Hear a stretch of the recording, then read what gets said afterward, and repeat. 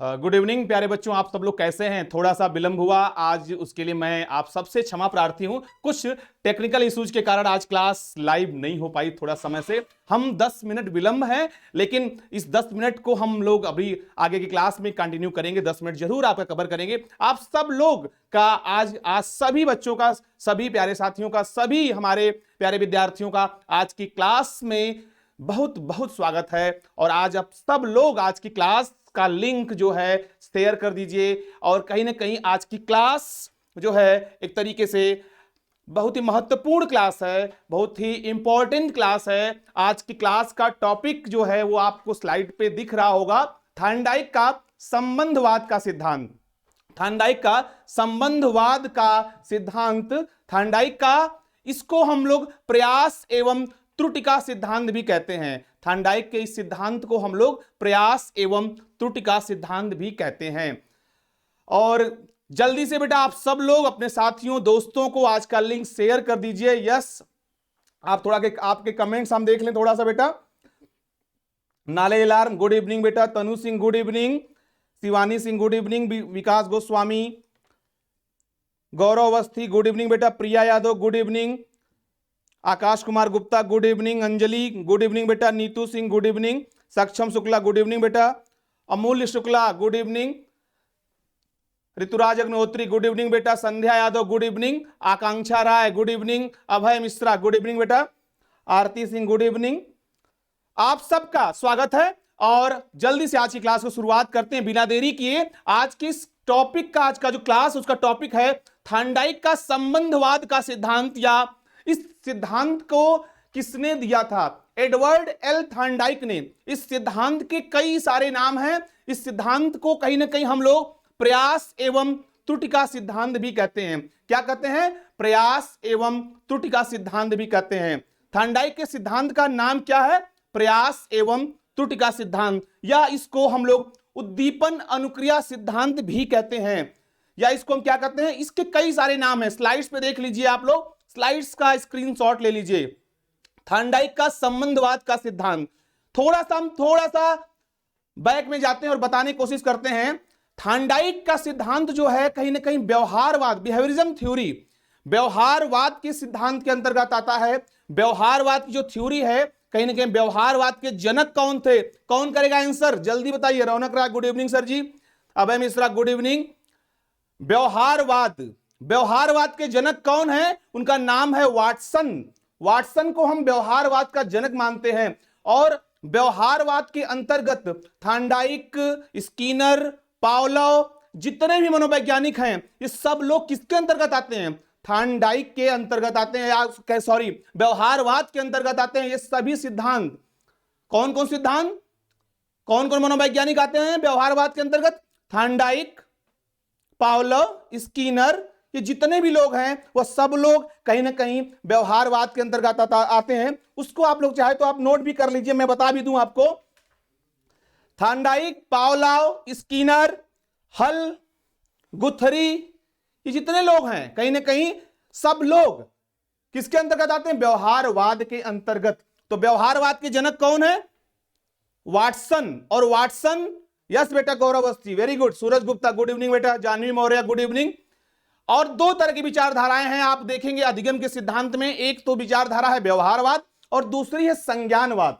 कहने का मतलब, जब व्यवहारिक रूप से कोई परिवर्तन, यहां पे जितने भी प्रयोग पड़ेगा, अधिगम की जितने भी सिद्धांत हैं, उसको मनोवैज्ञानिकों ने दो कैटेगरी में बांट दिया है। एक कैटेगरी को हम व्यवहारवाद कहते हैं, एक को संज्ञानवाद कहते हैं। संज्ञानवाद का मतलब सूझ, बुद्धि सूझ, ठीक है ना, मानसिक योग्यता। तो वो कॉन्सेप्ट हम लोग आगे देखेंगे। आज हम लोगों ने जो सिद्धांत की सीरीज शुरू की है, उस सीरीज में पहला सिद्धांत है थार्नडाइक का संबंधवाद का सिद्धांत। सबसे पहले पूछा भी जाता है कि थार्नडाइक के संबंधवाद सिद्धांत के को और किस नाम से जाना जाता है? तो थार्नडाइक के सिद्धांत को हम और किस नाम से जानते हैं? कई नाम है बेटा, देखिए। जैसे उसको हम कहते हैं उद्दीपक अनुक्रिया सिद्धांत, स्टिमुलस रिस्पॉन्स थ्योरी, या इसको कहते हैं ट्रायल एंड एरर थ्योरी, या कहते हैं बंधन सिद्धांत। तो आपसे बेटा, यस बेटा, विकास गोस्वामी कह रहे हैं वाटसन, गुड बेटा। अब वैसे कहते हैं कि थार्नडाइक क्वेश्चन पूछ लेगा एग्जाम में, यूपी टेट में तो सीधे पूछ लेता है कि इस सिद्धांत के और कौन से नाम हैं, किस नाम से जाना जाता है। एडवर्ड एल थॉर्नडाइक, तो कितने नाम हो गए? उद्दीपन अनुक्रिया सिद्धांत, प्रयास एवं त्रुटि का सिद्धांत, बंधन सिद्धांत, संबंधवाद का सिद्धांत, ठीक है ना। इंग्लिश में अगर कहेंगे तो connection theory, stimulus response theory, trial and error theory, bond theory, ये सभी नामों से इसको जाना जाता है। एक और जानकारी आपके लिए है, शिक्षा मनोविज्ञान के जनक, शिक्षा मनोविज्ञान के जनक किसको माना जाता है? एडवर्ड एल थॉर्नडाइक को। शिक्षा मनोविज्ञान का जनक कौन है? Edward L Thorndike. आपकी स्क्रीन पे दिख रहा है, शिक्षा मनोविज्ञान के जनक, फादर ऑफ एजुकेशनल साइकोलॉजी। आपके लिए कई सारी जानकारी यहां पे, अगर वन लाइनर प्रश्नों में कहें तो आप पेन और पेपर लेके अगर बैठे हुए हैं तो जरूर नोट कर लीजिए। पहली जानकारी, व्यवहारवाद के जनक कौन है बेटा? वाटसन। दूसरी जानकारी, शिक्षा मनोविज्ञान के जनक कौन है? Edward L Thorndike. थॉर्नडाइक ने कौन सा सिद्धांत दिया था? संबंधवाद का सिद्धांत। संबंधवाद सिद्धांत को और किन सिद्धांतों के नाम से जानते हैं? उद्दीपन अनुक्रिया का सिद्धांत, प्रयास एवं त्रुटि का सिद्धांत, बंधन सिद्धांत। तो कहीं ना कहीं यहां से 5 प्रश्न आपके पक्के हो गए। 5 प्रश्न कौन से पक्के हो गए? पहला प्रश्न, व्यवहारवाद का जनक कौन है? वाटसन। शिक्षा मनोविज्ञान का जनक कौन है? थॉर्नडाइक। थॉर्नडाइक के सिद्धांत को किस नाम से जानते हैं? संबंधवाद, बंधन सिद्धांत, प्रयास एवं त्रुटि का सिद्धांत, उद्दीपक अनुक्रिया सिद्धांत। इतने सारे नामों से जानते हैं। तो आपके 6 नंबर यहां पे पक्के हो गए। आप कभी भी कोई भी एग्जाम देंगे भूलेगा नहीं, ठीक है बेटा। चलिए, ये तो एक कॉन्सेप्ट हो गया कि थॉर्नडाइक के सिद्धांत को हम किस नाम से जानते हैं और उसका मतलब क्या है। आगे बढ़ते हैं। थॉर्नडाइक ने अपने प्रयोग में बिल्ली के ऊपर प्रयोग किया था। और कहा जाए तो आप देखिए, एक आपके पास इमेज दिख रही है, थॉर्नडाइक बिल्ली पिंजड़े में बंद है, उसको पजल बॉक्स। अब यहां पे बिल्ली क्या है? अब यहां से प्रश्न बन जाएगा कि थॉर्नडाइक ने किस जानवर के ऊपर प्रयोग किया है। तो क्या होगा? वो जानवर कौन सा होगा? बिल्ली। बिल्ली को पजल बॉक्स में उन्होंने बंद कर दिया और बिल्ली जो जिस बक्से में बंद थी, ये थॉर्नडाइक का प्रयोग है। उसके बाहर उन्होंने एक तस्तरी में भोजन, या कहीं कहीं को कह सकते हैं फिश रखा हुआ था, भोजन जो खाद्य पदार्थ था उसके लिए। और बिल्ली क्या थी? बिल्ली भूखी थी। अब बिल्ली भूखी थी, बिल्ली पिंजरे के अंदर बंद थी, बाहर भोजन रखा हुआ था एक तस्तरी में, और उसकी स्मेल बिल्ली को मिल रही होती, वो देख रही होती है, और पिंजरे में बार बार वो क्या कर रही होती है? उछल कूद मचा रही होती है। पिंजरे की जो उसमें राड्स लगे हुए थे उसको खींचती है, बाहर निकलने का प्रयास करती है, उछल कूद मचाती है, कई बार प्रयास करती है। एक बार अचानक से पिंजरे का जो खटका होता है वह खुल जाता है। खटका क्या होता है? गलती से ही खुल जाता है और बिल्ली बाहर आ जाती है और भोजन को प्राप्त कर लेती है। फिर थॉर्नडाइक क्या करते हैं? फिर बिल्ली को एक बार फिर पिंजरे में बंद कर देते हैं और बिल्ली फिर प्रयास करती है, फिर उछल कूद मचाती है, फिर बाहर आती है, भोजन प्राप्त करती है। फिर अगले प्रयास में बिल्ली को अंदर पिंजरे में बंद कर दिया जाता है, बिल्ली फिर उछल कूद मचाती है, प्रयास करती है, फिर भोजन प्राप्त कर लेती है। ऐसे बिल्ली ने अनेक प्रयास किए, ठीक है ना। एक प्रयास के बाद दूसरा प्रयास, तीसरा प्रयास, चौथा प्रयास, धीरे धीरे। यस बेटा, विभा शुक्ला गुड इवनिंग बेटा। गौरव अवस्थी भूखी बिल्ली, यस बेटा। Priya Yadav good evening. ऐसे कई प्रयास करके बिल्ली एक बार भोजन प्राप्त करती है, अगले प्रयास में फिर उसको बंद कर दिया जाता है, फिर बिल्ली बाहर निकलती है। बिल्ली ने अनेक प्रयोग किए। थॉर्नडाइक ने देखा कि बिल्ली प्रतिदर प्रयास, जो हर बार प्रयास करती है, लेकिन हर एक प्रयास में उसके कहीं ना कहीं जो गलती होती है वो कम होती जाती है। जैसे अगले प्रयास में जब वो खटका खोलती है, उसका जो टाइम पीरियड होता है वो पिछले प्रयास से कम हो जाता है। कहने का तात्पर्य कि हम जितना प्रयास करेंगे उतना त्रुटियां कम होंगी। इसीलिए इस सिद्धांत का नाम है प्रयास और त्रुटि का सिद्धांत। क्या नाम है? प्रयास और त्रुटि का सिद्धांत, ट्रायल एंड एरर थ्योरी। जितना हम ट्राई करेंगे उतना एरर क्या होगी? कम होगी। तो क्या करें? समझ में आया कि हम जितना अभ्यास करेंगे उतनी गलती कम होगी बेटा। तो एक बात समझ में आ गई। लेकिन इस सिद्धांत में 2-3 चीजें इंपॉर्टेंट ये हैं, कहीं ना कहीं भोजन ने बिल्ली के लिए एक स्टिमुलस का काम किया। भोजन क्या था? उद्दीपक था।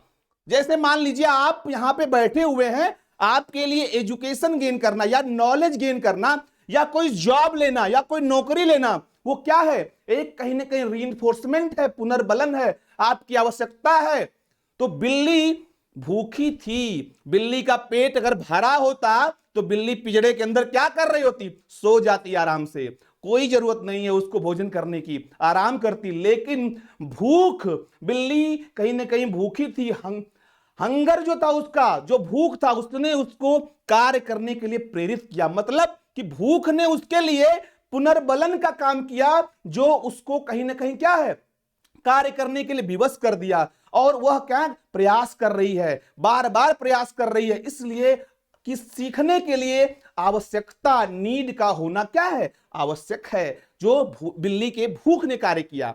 ठीक है, तो बिल्ली बार बार प्रयास करती है और एक बार ऐसा होता है कि एक बार में खटकी को खोलती है और भोजन पा लेती है और वो कहीं ना कहीं उसको प्राप्त कर लेती है। इसके हम कहें तो इस प्रक्रिया में बिल्ली ने कई सोपानों को देखा, तो बिल्ली ने कई सोपान को क्रैक किया। अब उस सोपान को हम लोग देखते हैं। जैसे सोपान, सोपान का मतलब रास्ता, स्टेप्स। कितने स्टेप्स को? यस बेटा, उद्दीपक, खाना, रौनक राय, भोजन, वेरी गुड। प्रीति शुक्ला नमस्कार। आकाश गुप्ता प्रयास त्रुटि, हाँ बेटा। अब ये जो प्रक्रिया थी, इस दौरान बिल्ली ने कई स्टेप्स को पार किया। जैसे भूख जो है, भूख ने क्या किया? ड्राइव का रोल प्ले किया। ड्राइव का मतलब चालक, गति।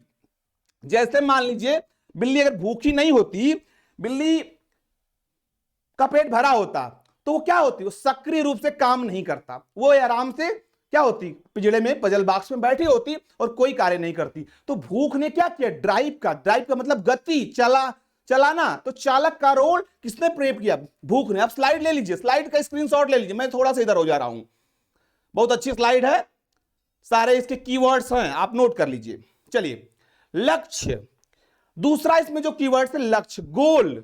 बिल्ली का गोल क्या था बेटा? बिल्ली का गोल था पिंजड़े से बाहर आकर भोजन प्राप्त करना। कहते हैं ना कि बिल्ली का गोल क्या था? बिल्ली का गोल था पिंजड़े से आकर बाहर भोजन प्राप्त करना। गोल ने उसको कार्य करने के लिए क्या किया? प्रेरित किया। कहते हैं ना कि गोल होना चाहिए। कहीं भी लर्निंग के किसी भी पॉइंट्स पे या आप अधिगम की प्रक्रिया में अगर सम्मिलित हैं, तो आपके जीवन में भी कोई गोल होना चाहिए।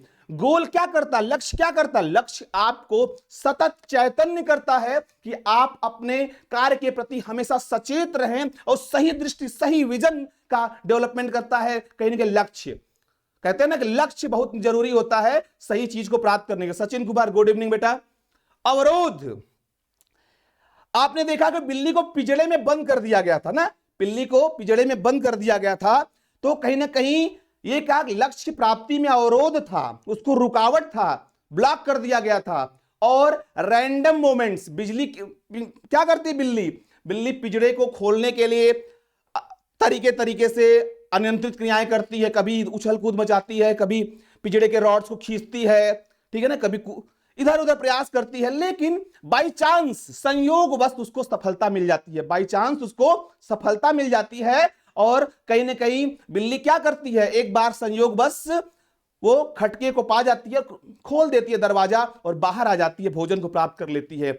और धीरे धीरे बिल्ली क्या करती है? सिलेक्शन ऑफ प्रॉपर मूवमेंट, सही अनुक्रिया का चयन कर लेती है। मतलब एक बार ऐसा आता है कि बिल्ली एक बार में क्या होता है? पिंजड़े को खोलती है और भोजन प्राप्त कर लेती है। और लास्ट में फिक्सेशन, अंत में बिल्ली ने सभी गलत अनुक्रियाओं को त्याग करते हुए दरवाजे को खोला, खटके से खोला और बाहर आया और उसको पूरी प्रक्रिया को सीख लिया, खटके को खोलना सीख लिया और भोजन प्राप्त कर लिया। ये पूरी प्रक्रियाएं, ये जितने भी स्टेप्स हुए, ये सब कुछ कहीं ना कहीं एक लर्निंग के स्टेप्स हैं, इस प्रयोग के स्टेप्स हैं जो बिल्ली के द्वारा किए गए। चाहे वो चालक हो, चाहे लक्ष्य हो, चाहे अवरोध हो, चाहे वो अनियमित क्रियाएं हो, चाहे उसको बाई चांस सफलता मिली हो, संयोगवश सफलता मिली हो, या सही अनुक्रिया का चयन किया गया हो, या दृढ़ीकरण किया गया हो। यस बेटा जानवी मौर्य, हाँ बेटा सचिन कुमार गुड इवनिंग। कहने का मतलब कि ये इस दौरान जितनी भी अनुक्रियाएं हुई वह इसका एक स्टेप है, आप नोट कर लीजिए अपने पेन पेपर पे, ये बहुत ही काम आने वाली हैं। क्या क्या अनुक्रियाएं इस दौरान हुई, कैसे इस प्रक्रिया को आगे बढ़ाया गया। यहां तक बात समझ में आई? यस कमेंट बॉक्स में जरूर लिखें अगर यहां तक बात आपको समझ में आई हो या कोई मन में डाउट हो, प्रश्न हो, कमेंट बॉक्स में जरूर लिखें। ठीक है बेटा, हम लोग फिर आगे बढ़ते हैं।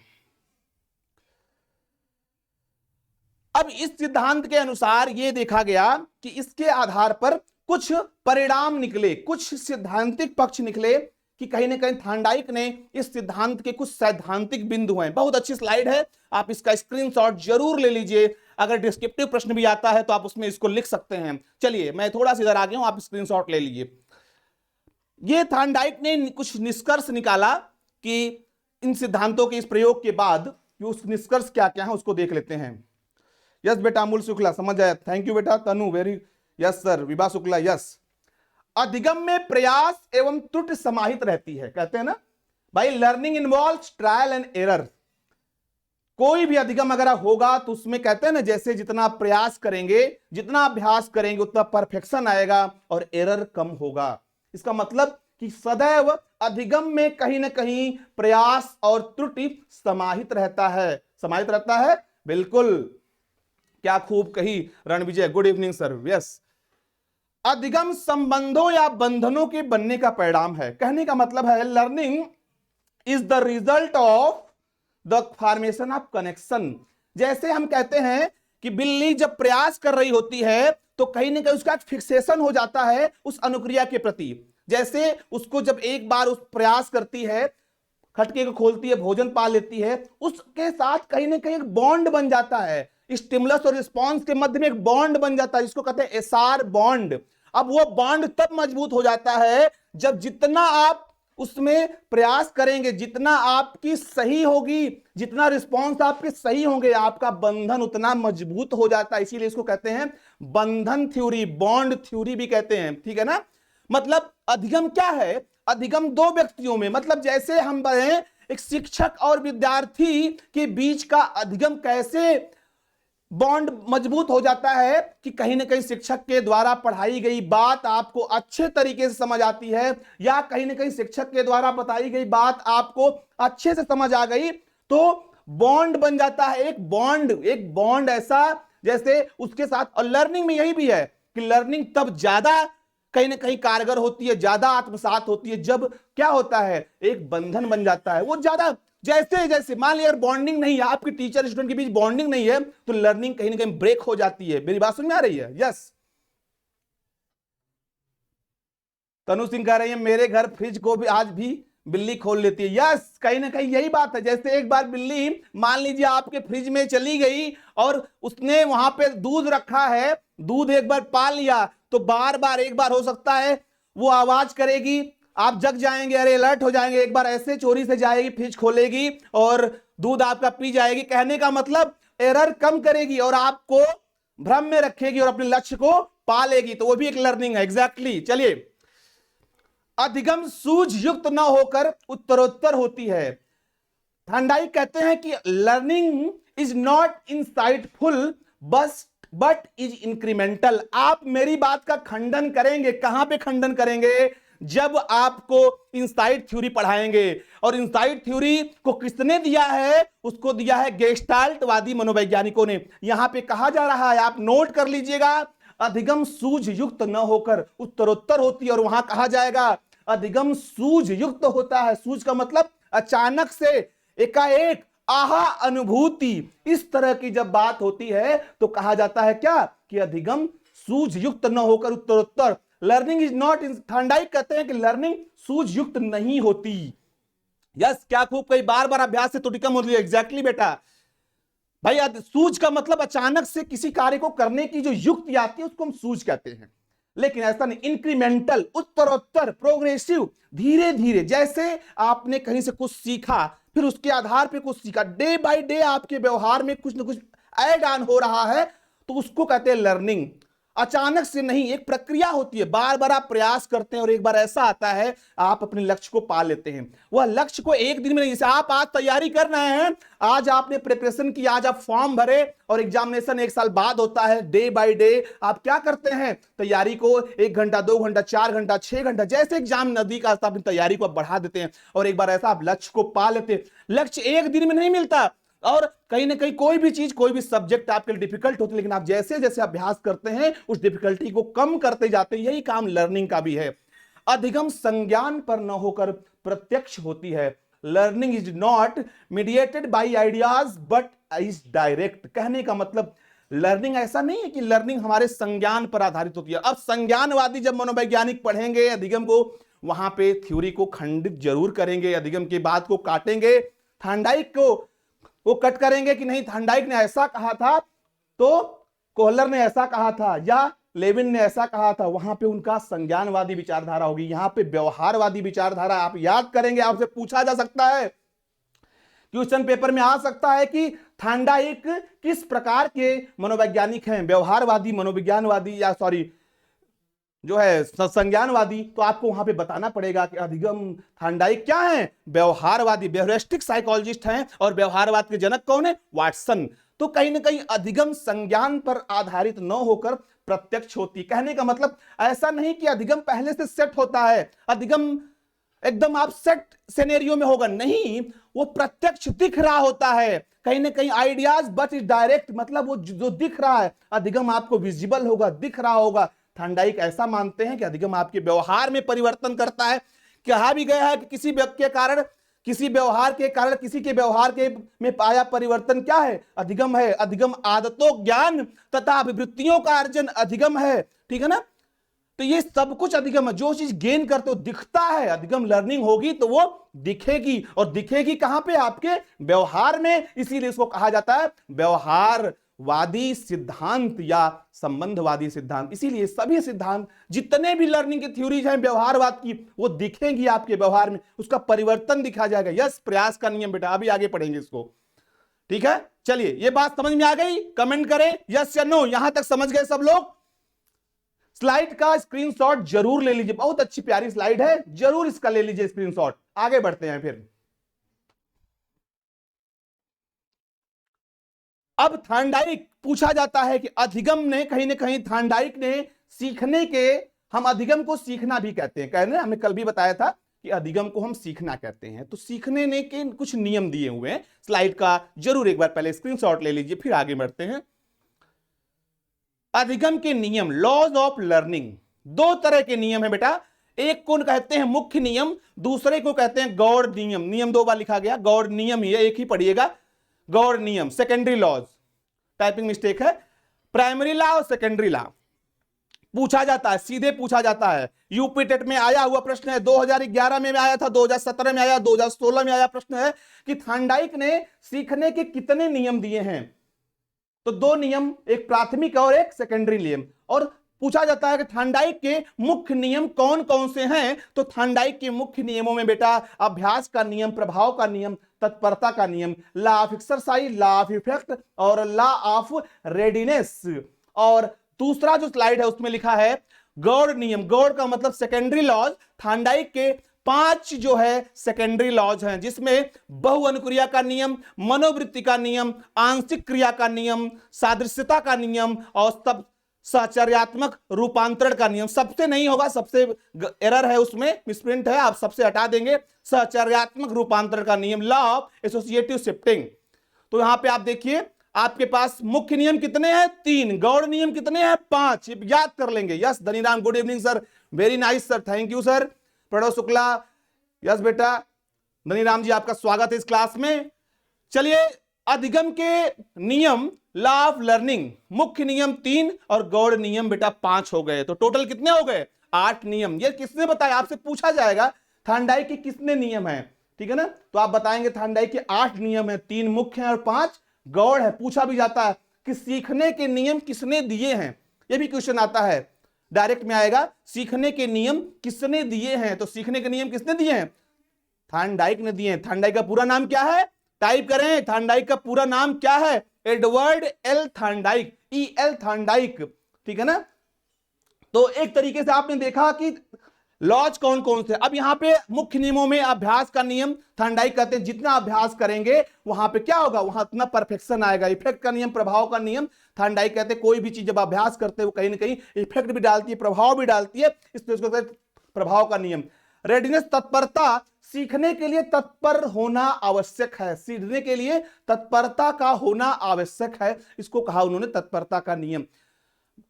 बहुअनुक्रिया का नियम, लाभ, मल्टीपल रिस्पॉन्स, मनोवृत्ति, आंशिक क्रिया, सादृश्यता और साचार्यात्मक रूपांतरण का नियम। जैसे कहते हैं बहुअनुक्रिया का नियम, जैसे इस नियम के अनुसार नई परिस्थिति में प्राणी तब तक सीखने के लिए तीन मुख्य नियमों के अतिरिक्त कहते हैं ना, इसमें बहुअनुक्रिया में क्या करते हैं, इसमें क्या कहता है, बच्चा तब तक सीखता रहता है जब तक उसको सफलता नहीं मिल जाती। वो कहीं ना कोई रिस्पॉन्सेज करता रहता है, जिस जैसे उसको सफलता मिल जाती है उसको कहा गया बहुअनुक्रिया, मल्टीपल रिस्पॉन्स, और एक रिस्पॉन्स में उसको सफलता मिल जाती है। मनोवृत्ति, लॉ ऑफ मेंटल सेट में कहा गया बेटा इस नियम के अनुसार सीखने की प्रक्रिया व्यक्ति के समग्र दृष्टिकोण या मनोवृत्ति से निर्देशित होती है।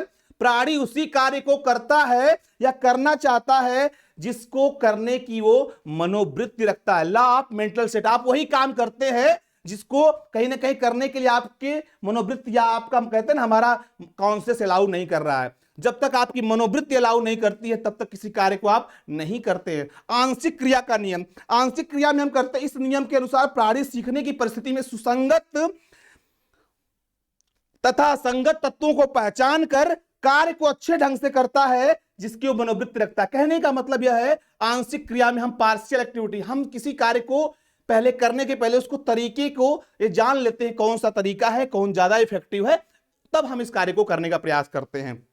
सादृश्यता, जैसे इसमें क्या होता है कि लॉ ऑफ एनालॉजी, आप वही तरीका अपनाते हैं, वही मेथड अपनाते हैं। जैसे मान लीजिए पहले आपने किसी कार्य को किया है और आप सफल हो गए हैं, तो वही तरीका इस बार भी अपनाएंगे, तो उसको कहते हैं सादृश्यता का नियम। एक एनालॉजी मतलब आपने मान लीजिए कि कोई आप एग्जाम में या किसी परीक्षा में, ठीक है ना, ठीक है, कोई ऐसी कोचिंग किए हैं या कोई ऐसी क्लास किए हैं या कोई ऐसी जहां से आपको सफलता मिली है, तो अगली बार कोई ऐसा प्रयास कर रहे होते हैं, आप उसी पैटर्न को दोहराते हैं। इसी को कहते हैं सादृश्यता का नियम, इसी को कहते हैं लॉ ऑफ एनालॉजी। अगला है साचार्यात्मक स्थानांतरण का नियम। इसमें क्या होता है, इसके अनुसार प्राणी नई परिस्थितियों में उसी प्रकार क्या करता है, अनुक्रिया करता है, या साचारात्मक रूपांतरण में क्या करता है, इस नियम के अनुसार किसी संवेदनशील परिस्थिति से जोड़कर प्राणी में ऐसी कोई भी अनुक्रिया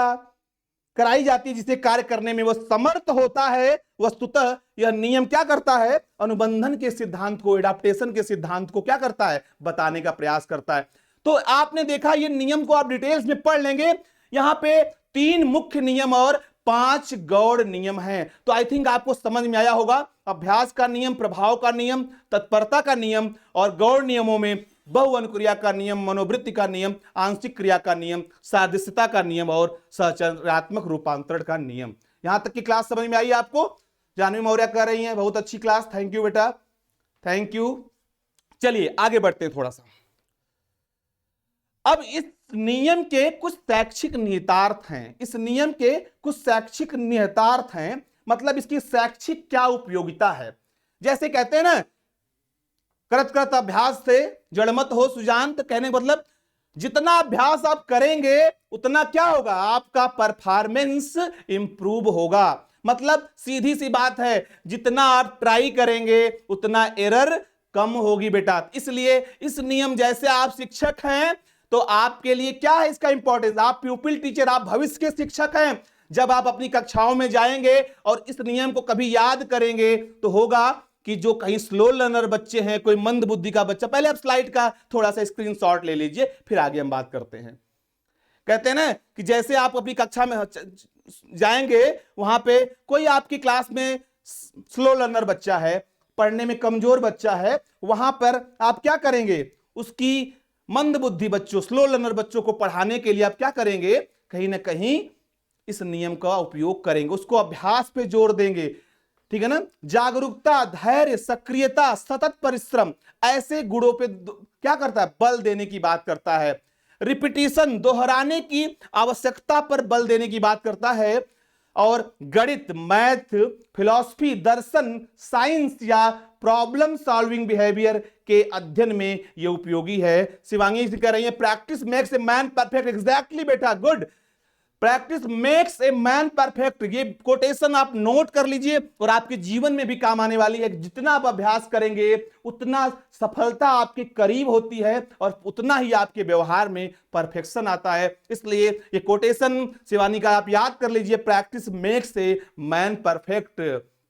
और अधिगम प्रक्रिया में प्रोत्साहन व प्रेरणा की प्रभावशीलता, कहने का मतलब अधिगम की प्रक्रिया एक तरीके से, जब तक अधिगम की प्रक्रिया में कोई मोटिवेशन ना हो, कोई प्रेरणा ना हो, वह प्रक्रिया अधिगम नहीं होता। इसलिए यहां पे मोटिवेशन और अभिप्रेरणा, इनिशिएटिव कहते हैं ना, कहीं ना कहीं आप कोई कार्य कर रहे होते हैं, पढ़ाई कर रहे होते हैं, कुछ सीख रहे होते हैं, आपको कहीं ना कहीं क्या होना चाहिए, आपके व्यवहार में कोई ना कोई मोटिवेशन आपके जिंदगी में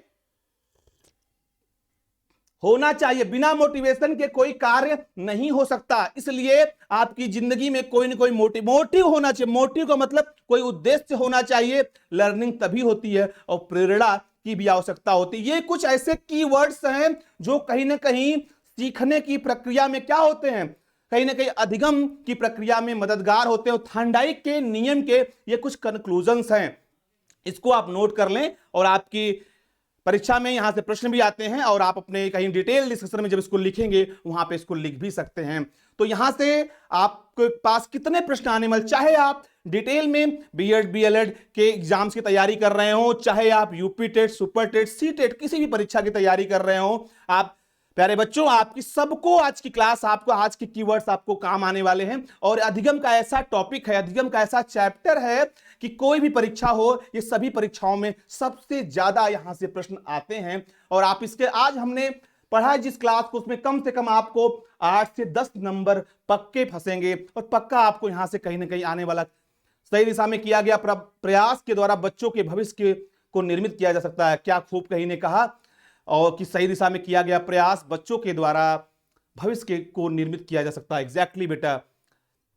तो कहीं ना कहीं इस टॉपिक को आप लोग बहुत अच्छे से पढ़ेंगे। और आज की क्लास कहीं ना कहीं एक तरीके से आपको कैसी लगी, और आज की क्लास में हमने जिन बातों पे चर्चा किया उसको थोड़ा सा हम लोग देख लेते हैं।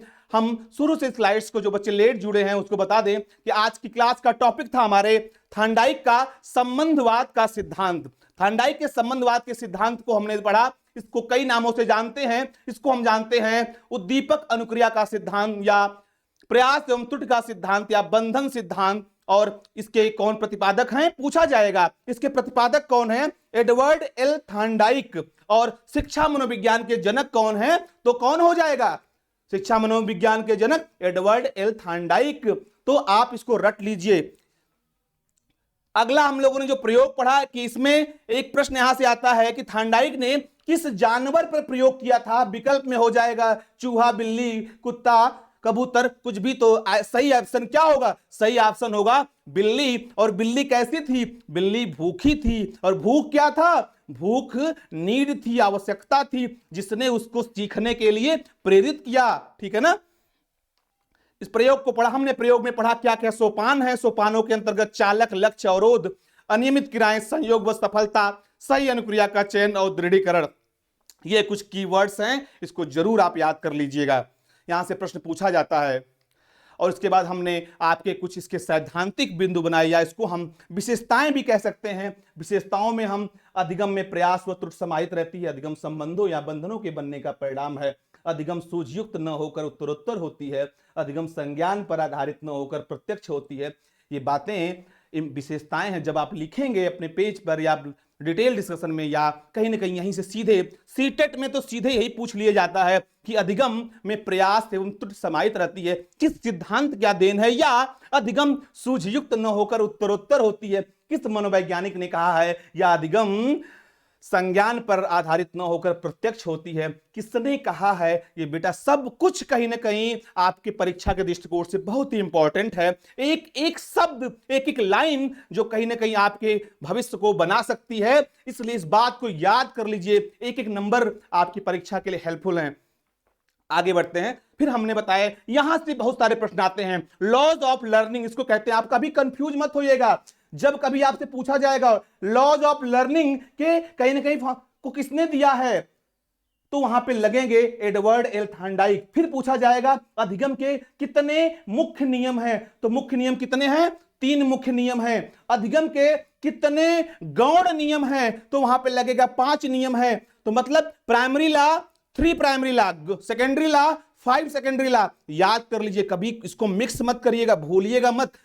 परीक्षा में यहीं से प्रश्न आते हैं, पूछा जाता है। और इसके बाद हम लोगों ने देखा कि इसके क्या शैक्षिक निहितार्थ हैं, पूछा जा सकता है। जैसे सीटेट में पैराग्राफ दे सकता है, पूछा जाएगा कि मंद बुद्धि बच्चों को पढ़ाने के लिए कौन सा विधि सबसे ज्यादा कारगर है या कौन सा सिद्धांत सबसे ज्यादा कारगर है, तो वहां पे प्रश्न आपका आंसर होगा कि थॉर्नडाइक का ट्रायल एंड एरर थ्योरी या एसआर थ्योरी या बंधन सिद्धांत, ठीक है। या जब कोई समस्या समाधान व्यवहार व्यवस्थित करना हो, या मैथ फिलॉसफी या साइंस को कैसे हमको पढ़ना चाहिए, तो वहां पे कहेंगे अभ्यास करके। और अभ्यास करके यो हम कौन सा सिद्धांत, उसका प्रणेता कौन है, अभ्यास और त्रुटि सिद्धांत के तो प्रणेता हैं एडवर्ड एल थॉर्नडाइक।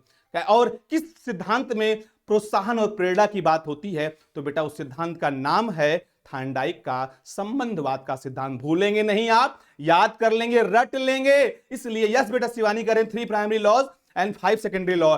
तो बिल्कुल इस सिद्धांत के कई नाम है, रट लीजिए। संबंधवाद, प्रयास एवं त्रुटि, बंधन सिद्धांत, प्रयत्न एवं भूल का सिद्धांत, उद्दीपक अनुक्रिया सिद्धांत। तो आज की क्लास हम कैसी लगी और आपके कमेंट्स थोड़ा सा हम देख लें।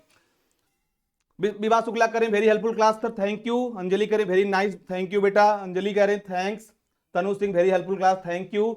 Dhaniram ji it's very important topic sir, बहुत बहुत धन्यवाद सर आपकी क्लास में आज आने के लिए। आलोक कुमार बहुत यूजफुल क्लास रही, थैंक यू बेटा। शिवानी थैंक यू, बहुत उपयोगी क्लास, थैंक यू बेटा।